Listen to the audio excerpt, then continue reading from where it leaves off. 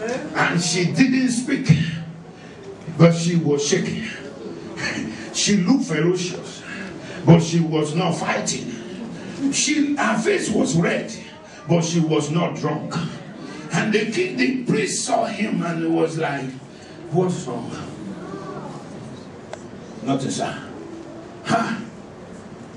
The priest was not convinced. How can you say nothing, sir? The way you look, you are drunk. That is to tell you, her eyes was really red. There was a sign of drunkenness in her. She was just shaking. She couldn't stand. There is an anger within her. It is an anger that says, I've been fool, I've been stupid for all these years. I'm angry with my stupidity. I'm angry with my ignorance. I waited this long to get it. It took me this long years to finally discover who I am. She was angry. She was shaking. She was not speaking, but she was crying. And the priest said, you must be drunk. Now she laughed. That laugh is not a sincere laugh. Your Bible will call it an yangi. It's a kind of laugh that says you just don't get it. It was just to oh God. In psychology they have a name for that. And people just they showed the kind of like I understand you. But indirectly they're giving an expression that if you can read words, you will know they are insulting you. She lied to that priest. This man didn't get it. This thing is no more at the level where I need to come to you. I've taken my case above your head. I've come to realize who I am. And this case is up there. He said, sir, I was not drunk as you thought. I'm not the daughter of Belial. But there is something here. And did she tell the priest? No. She just said that which is hitting me up is the one I'm telling him.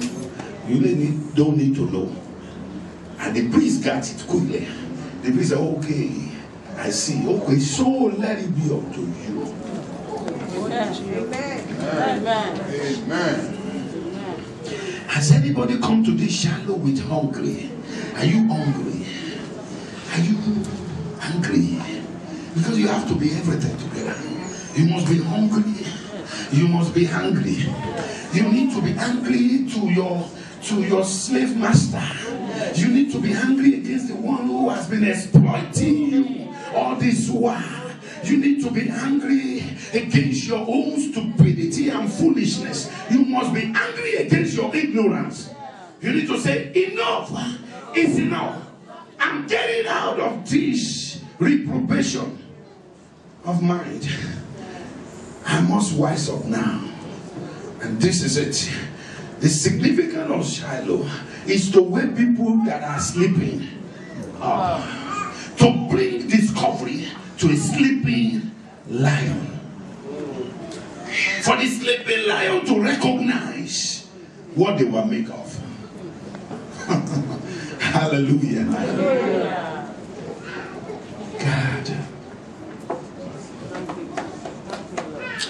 Hallelujah. Hallelujah. I told you yesterday, I said Shiloh is a place, but it's also not a place. They give that name to a place.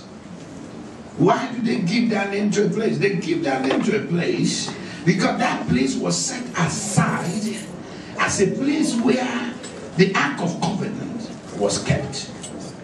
So it was called a Shiloh because the presence of Shiloh was there.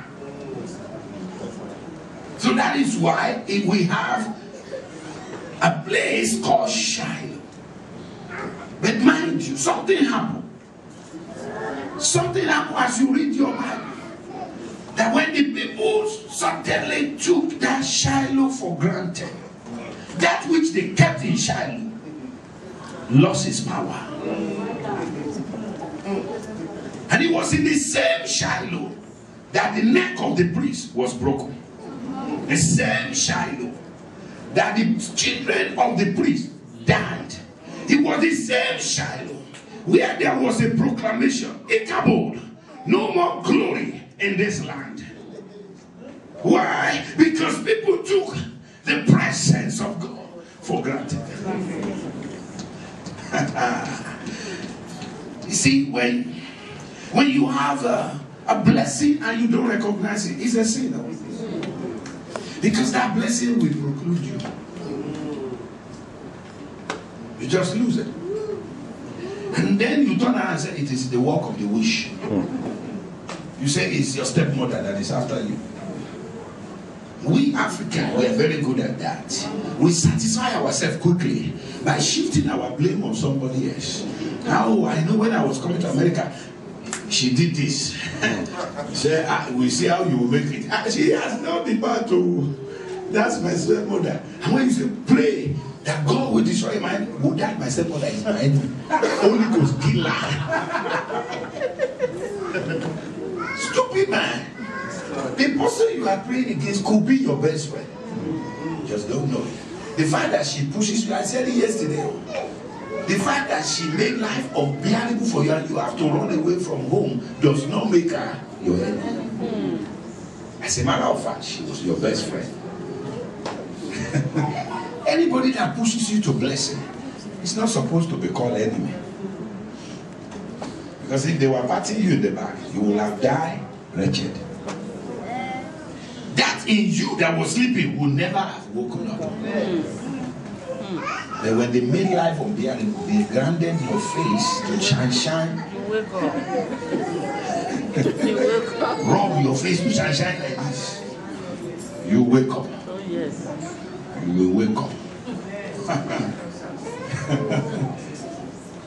See, these things I know. How many of us here lives in the village? Grew up in the village? Many people will not raise up their hand, you know, because they are psychedelic now. They are in America. They have no past stories. They were born like a king. Liar. When they ask where did you come from, they say Lagos. Everybody born in Lagos refuses to mention the name of his village.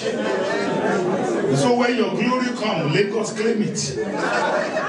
Because by that, when you want to mention your city, they will say, but you say you're from Lagos.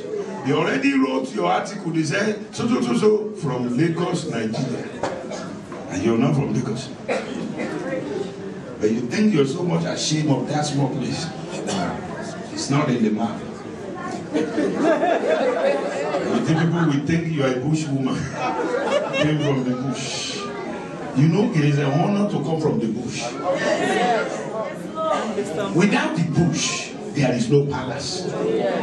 Bush creates palace. Bush actually funded palace. No bush, no palace. So you shouldn't be ashamed of your past. Everybody do have one. And I know we in Nigeria, we always do that in Africa. When you ask him, I'm a son of the king. He could be a king for real, but he's a violin. He has no power. He's bragging here, I'm a king, you know, as you look at me. Who is he? My prince, the king tomorrow. And when they are mentioning king, they won't even call his name. He's deceiving himself here, calling himself the king. Praise the Lord.